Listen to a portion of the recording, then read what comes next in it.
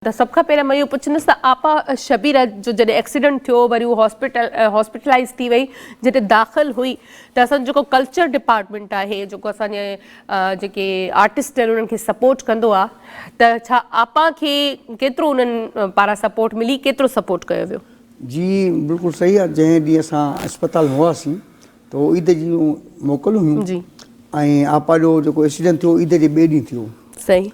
त उन ई टाइम ते सुबुह जे टाइम ते कल्चर डिपार्टमेंट हुननि खे 2 लख जो चेक ॾिनो। अच्छा, वाह, 2 लख जो। ज़बरदस्त। ऐं ॿियो जंहिं ॾींहुं उते सलीम सोलंकी साहिब जो कल्चर डिपार्टमेंट फ़ोन ते राब्तो कयो त जेको आहे वाह तव्हां अस्पताल पहुचो ऐं आबिद सुंबे नाले हमरा अचे थो, उहो 2 लख जो चेक खणो थो अचे, उहो चेक ॾियो पर बैंकूं बंदि आहिनि, पर तव्हां फ़िलहालु जेको आहे रखिजो। उन खां पोइ चईं त जेको आहे सुबुह जीअं ऑफिस खुलंदियूं तव्हांखे 3 लख जो चेक बाद में ॾींदासीं।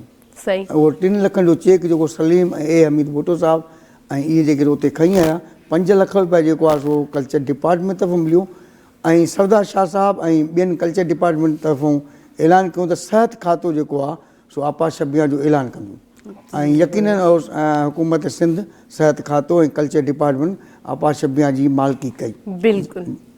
ऐं तमामु सुठो। ऐं ॾिसो असांखे हमेशह असां पंहिंजे गवर्नमेंट जे इदारनि ते तनक़ीद कंदा आहियूं, छो जो काफ़ी शयूं अहिड़ियूं हूंदियूं आहिनि जेके असां, पर मां इहो चवंदी आहियां त तनक़ीद बराए इस्लाह हुजणु खपे ऐं जॾहिं के सुठो कमु करे थो त उनखे वरी साराहिजे बि या हुनखे उनजो मञिजे बि त असांखे ॾिनो वियो।